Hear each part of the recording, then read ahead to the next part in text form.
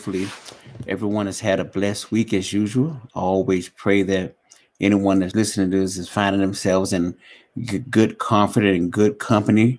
And speaking of good comfort, that's what I'm going to talk about this morning is seeking comfort and some of the things that we can go through.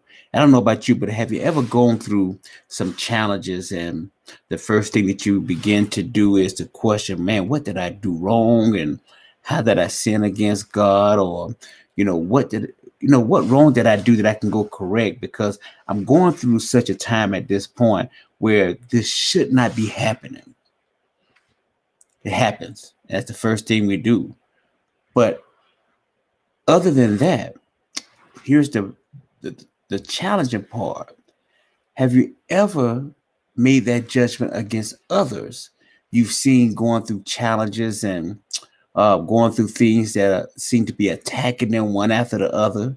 And the first thing you do, whether you say it to them verbally or not, uh, is you think, what did they do wrong?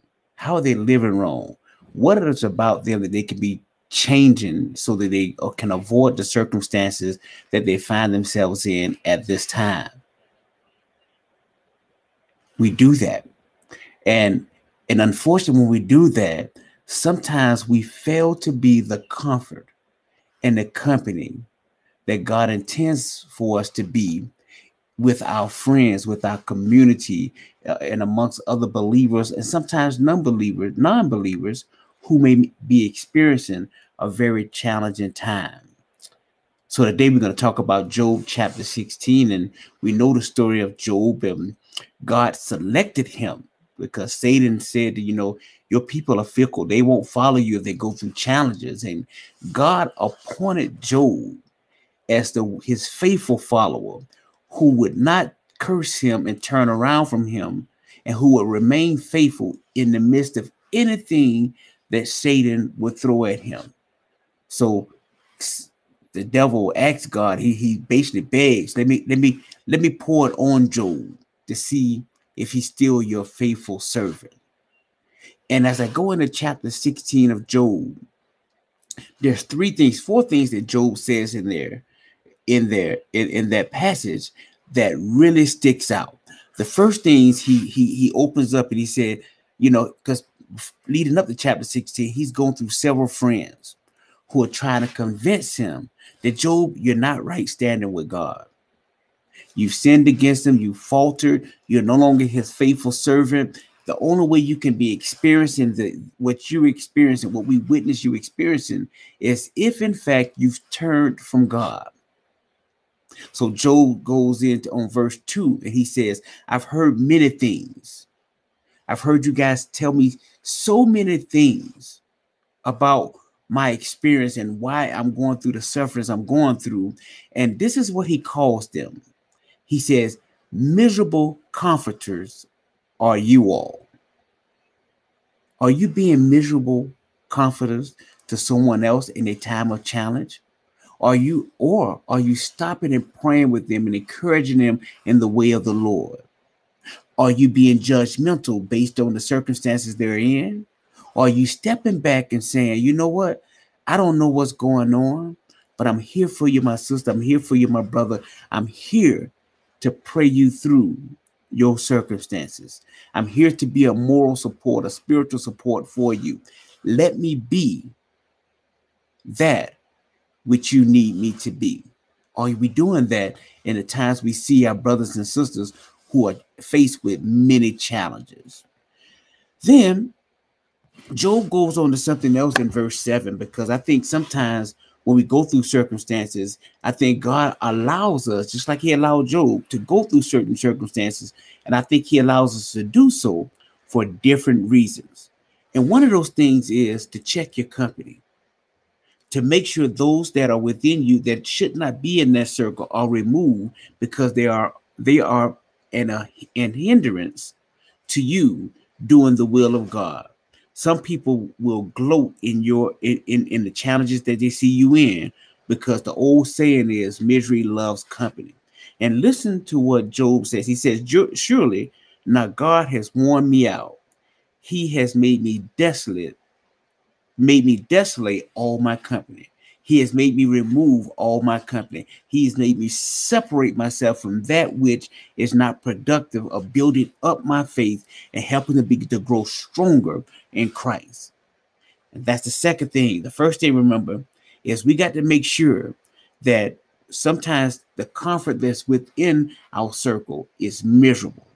They're not selected to grow you in Christ, to grow you stronger. God didn't come to him and tell him that, hey, I'm going to allow Satan to attack you. I'm going to allow Satan to test you, to test your faith. God didn't set it up that way with Job. He just allowed it. But here in verse 11, listen to the spirit of Job. He said, God gives me up to the ungodly and casts me into the hands of the wicked. He didn't receive a vision. No one came and told him that this is what God would do. But he's telling them, you know, this is God's doing. I'm in the will of God in what I'm experiencing right now. God has cast me. And basically God did. God allowed Satan to test Job by taking him to his desolate moment, by taking him to the most challenging moments in his life. And some things that we're going through and some things you and I may experiencing or someone else around you may experiencing could be something that God is using in a dark moment to grow them in certain areas of their life or to reposition them to be used more closely to his purpose of building up that kingdom. So before we go to judging, we should go to praying, asking how we could help our friends and loved ones go through and accept the circumstances that they are in a manner that helps highlight how God will continue to use them through the experience that's achieved, through the strength that's achieved, through the faith that's achieved in the midst of their challenge. And then finally, down in verse 19, Job sums it up, and he gives us all an assurance of how we seek comfort and how we find comfort in desolate moments, in challenging moments. In verse 19, it says, even now, behold, my witness is in heaven, and he who testifies for me is on high. Let me read that again.